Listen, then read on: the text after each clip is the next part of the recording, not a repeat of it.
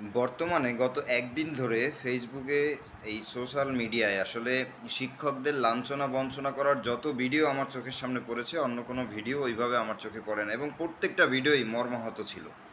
আমি আসলে তাদেরকে আজকে একটা কথা বলতে চাই, যারা আজকে মনে করেন যে এই ২-৪ জন শিক্ষক যাদের লাঞ্ছনা বঞ্চনা করা হচ্ছে তারা আসলে এর যোগ্য। এবং তারা অনেকেই দেখেছি পোস্ট করেছেন যে আওয়ামী শাসিত সময়ে অসংখ্য শিক্ষকদের অপমান লাঞ্ছনা বঞ্চনা করা হয়েছিল, তখন আসলে আমরা যারা আজকে প্রতিবাদ করছি আমরা তখন কোথায় ছিলাম। তো তাদেরকে আমি সবিনয়ে বলতে চাই যে ভাই, আপনারা আওয়ামী শাসিত সময়ের সাথে নিজেদের যদি তুলনা করতে চান তাহলে আমি বলবো যে এই যতগুলো ঘটনা এখন পর্যন্ত ঘটেছে, একটা টিচারকে দেখলাম যে সে স্ট্রোক করেছে। তো আমার কথা হচ্ছে, এই যে ঘটনাগুলো ঘটেছে আওয়ামী শাসিত সময় এরকম ঘটেছে বলে আমার মনে হচ্ছে না। হ্যাঁ, আমরা দেখেছি টিচারকে চর মেরেছে বা এক টিচারকে ধর্ষক সাজাইছে, এরকম দেখেছি আমরা। আমরা তখন প্রতিবাদ করেছি। কিন্তু যদি এখন তারা করেছে বিধায় আপনারাও করেন, যদি এমনটা হয় তাহলে আপনাদের আর আওয়ামী লীগের, এই যে আওয়ামী শাসিত সময় যাদের আপনারা ফ্যাসিস্ট সরকার বলেন, তাহলে তাদের ভিতরে তফাৎ কোথায়?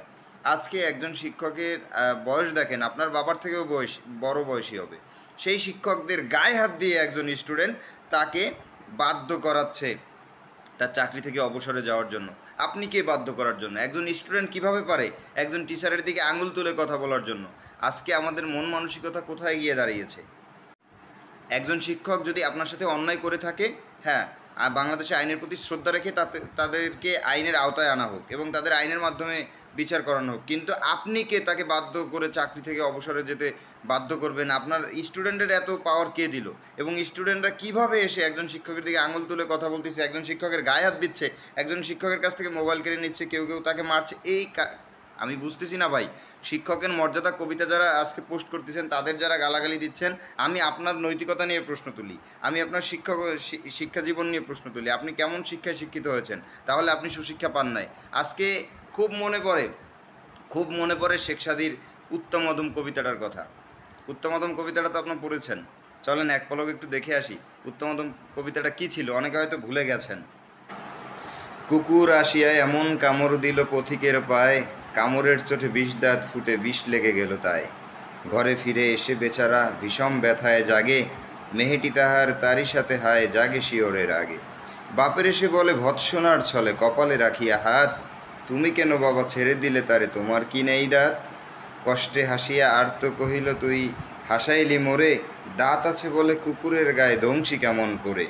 কুকুরের কাজ কুকুরে করেছে, কামড় দিয়েছে পায়, তাই বলে কুকুরের কামড়ানো কিরে মা মানুষের শোভা পায়? তো আমি আসলে এই কবিতার সারমর্ম আর আপনাদের বোঝাতে চাই না, আমি আশা করি আপনারা বুঝতে পারবেন।